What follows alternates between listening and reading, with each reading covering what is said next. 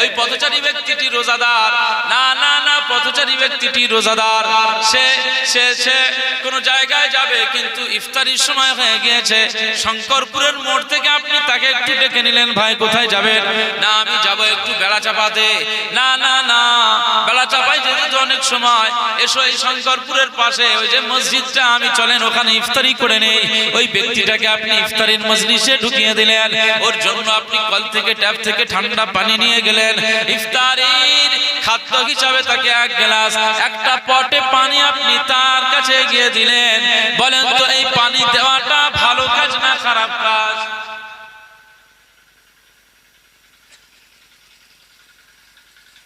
মুসলমানের ছেলেরা এ নবীর উম্মত উম্মতিরা খুব খেয়াল করে শুনুন আগেরটাই আপনি মদ বহন করেছিলেন আগেরটাই সিগারেটের প্যাকেট বহন করেছিলেন আগেরটাই গাঁজার প্যাকেট বহন করে দিয়েছিলেন আগেরটাই হিরোইনটাকে আপনি বহন করেছিলেন বন্ধুকে আপনি দিয়ে দিয়েছিলেন বন্ধু পান করেছে বন্ধু মাতাল হয়ে গিয়েছে বন্ধু উদ্ভট বকাবকি বন্ধুর গাল থেকে দুর্গন্ধ বার হয়ে যায় বন্ধু সোপাটান হয়ে পড়ে রয়েছে আর আমি মজা নিচ্ছি আমি বলি আমি এই জন্য খাই না কিন্তু তোরা খা আমি খাবো না এ বলে বন্ধু আমি মদ বয়ে দিলাম মনে রাখতে হবে রাসূলুল্লাহ সাল্লাল্লাহু আলাইহি ওয়াসাল্লাম বলে দিয়েছেন আমার সাহাবীরা আমার উম্মত উম্মতিরা আমি আকা মাওলা রাসূলুল্লাহ সাল্লাল্লাহু আলাইহি ওয়াসাল্লাম জানিয়ে দিলাম পৃথিবীতে আমাদের অনেক ছেলেরা রয়েছে আমি জীবনে ওটা খাবো না কিন্তু আমি পয়সা দিচ্ছি ওই পয়সা নিয়ে তুই খা এ নবীর উম্মত উম্মতিরা রাসূলুল্লাহ সাল্লাল্লাহু আলাইহি ওয়াসাল্লাম বলে দিয়েছেন মদে যে সাহায্য করবে না পান করলেও যিনি পান করবেন তার যতটা গুনাহ যিনি সহযোগিতা করবেন তার ততটা গুনাহ যিনি মদ তৈরি করবেন তার ততটা গুনাহ যিনি মদের আশ্রয় দেবেন তার ততটা গুনাহ যিনি মদ খাওয়ানোর জন্য পয়সা পান করে দেবে তারও সেম গুনাহ হয়ে যাবে আমি রাসূলুল্লাহ সাল্লাল্লাহু আলাইহি ওয়াসাল্লাম জানিয়ে দিলাম মদ পান না করেও যদি মদের গুনাহ নেওয়া হয় কিয়ামতের ময়দানে ওই বান্দাটা আল্লাহ পাকের দরবারে প্রিয় হতে পারবে না কিন্তু পৃথিবীর জমিনে কোন বান্দা বান্দি যদি তেষ্টা পেয়ে যায় পানি পিপাসায় কাতরায় ওই পানি পিপাসার্ত ব্যক্তিটাকে যদি এক গ্লাস পানি দেওয়া হয় এক গ্লাস পানি তার মুখের কাছে যদি ধরিয়ে দেওয়া হয় আমার আল্লাহ পাক ওই বান্দা বান্দির উপরে এত খুশি হয়ে যাবে এত রাজি হয়ে যাবে কিয়ামতের ময়দানে আমার আল্লাহ পাক এই এক গ্লাস পানি বিতরণের জন্য আমার আল্লাহ তাকে নাজাতের ওসিলা করে দেবে জোরে বলতে পারলেন না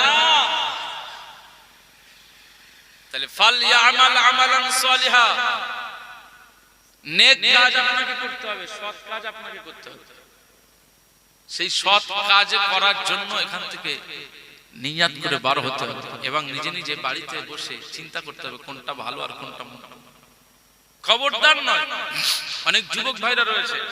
আমি প্রায় যুবক ভাইদের এটাই বলি যে আপনার 400 টাকার এই যে ইনকাম সোর্স আল্লাহ দিয়েছেন এটা হালাল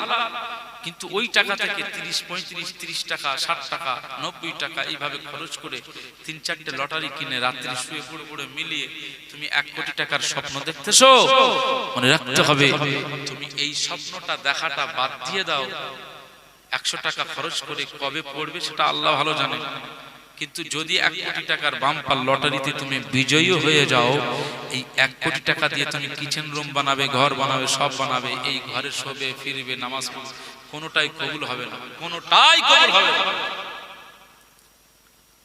বিশাল বড় ড্রিম জান্নাত পাওয়া এই স্বপ্নটা ভঙ্গ হয়ে যাবে এইজন্য তোমার আল্লাহ যতটুকু রোজগার দিয়েছে ততটুকুর উপরেই তুমি চলো না ভাই তুমি লটারিতে যুক্ত হচ্ছ কেন এখন মোবাইলেও জুয়া খেলা হচ্ছে মোবাইলেও জুয়া চলতেছে এত জুয়াখোর বেড়ে গিয়েছে মুসলমান ঘরের মধ্যে যা কল্পনা করা যায় না এইটা কে করছে আপনাকে কে দিচ্ছে এটা ইহুদি খ্রিস্টানদের চক্রান্ত শয়তানের ফাঁদ হচ্ছে মোবাইল আপনাকে ঈমান থেকে দূরে সরিয়ে দেবে মরবেন তো বেঈমান হয়ে মরবেন এটা শয়তানের স্বপ্ন ওর ইচ্ছে যে টুপি হোক আর দাড়ি নিয়েও হোক এই কবরে যাওয়ার সময় যেন বেঈমান হয়ে যায় এটা শয়তানের তামান্না এজন্য বিভিন্ন ভাবে ষড়যন্ত্র চলতেছে বিভিন্ন ভাবে ওয়াসওয়াসা দিচ্ছে খুব সাবধানতার সঙ্গে পা বাড়াতে হবে। আপনার একদিন রোজগার হলো না, 2 দিন হলো না, আল্লাহ আপনার রিজিক দেবে, এটা আল্লাহ পাকের ওয়াদা। যে আমি পৃথিবীতে যাকে পাঠাচ্ছি তাকে বরাদ্দ করে দিচ্ছি, সে কতটা রিজিক পাবে এটা আমি আল্লাহ নিজেই সিদ্ধান্ত নিয়ে নিয়েছি। একবার জোরে বলুন সুবহানাল্লাহ। তবে এর ভিতর থেকে আল্লাহু ইয়াবসুতুর রিজকা লিমান ইয়াশা ওয়া ইয়াকদির, আল্লাহ যাকে চান তাকে ধনী বানিয়ে দেন, বিল গেটস করে দেন, মুকেশ আম্বানি বানিয়ে দেন। আল্লাহ যাকে চান কোটিপতি বানিয়ে দেন, এটা আল্লাহ তাআলার ইচ্ছে। কিন্তু অনেক ধনী মানুষ আছে, এই উসমান গনি রাদিয়াল্লাহু আনহু ধনী ছিলেন না? ছিলেন না। কিন্তু তিনি কি আল্লাহ বলা হয়েছিলেন? পৃথিবীর জমিনে তার মতো ভালো কাজ ইতিহাস খুঁজতে পাবেন। হযরত উসমান গনি রাদিয়াল্লাহু আনহু এত ধনী হওয়ার পরেও আমার আল্লাহ তাআলার জন্য সবকিছু বিলিয়ে দিয়েছিলেন। একবার জোরে বলুন সুবহানাল্লাহ। কিন্তু আজকে আমাদের দেখবেন অনেক মানুষ টাকা এমন হয়ে গিয়েছে, টাকাওয়ালা এমন হয়ে গিয়েছে, যেই টাকা পেলাম, যেই অর্থ পেলাম, যেই সম্পদ বাড়লো, যেই ব্যবসা বাড়লো, ব্যাস আল্লাহকে ভুলে গেলাম। আফারিহু বিল হায়াতিদ দুনিয়া, আল্লাহ পাক বলছেন তারা দুনিয়াকে ভালোবাসে, দুনিয়ায় আনন্দ ফুর্তি করতে চায়। মুসলমানের ছেলেরা, এ নবীর উম্মত উম্মতিরা, খুব খেয়াল করে শুনুন। ইব্রাহিম বিন আদহাম রাহমাতুল্লাহ আলাইহি পৃথিবীর জমিনে একজন সম্রাট ছিল, একজন বাদশা ছিল। পৃথিবীর জমিনে ইব্রাহিম বিন আদহাম এত বড় বাদশা ছিল, গোটা সাম্রাজ্য তার ছিল। কিন্তু ইব্রাহিম বিন আদহাম রাহমাতুল্লাহ আলাইহি কে আমার আল্লাহ পাক হেদায়েতের একটা সংকেত দিয়ে দিলেন। ইব্রাহিম বিন আদহাম কে আমার আল্লাহ হেদায়েত সংকেত দিয়ে দিলেন। না না না না না, নবী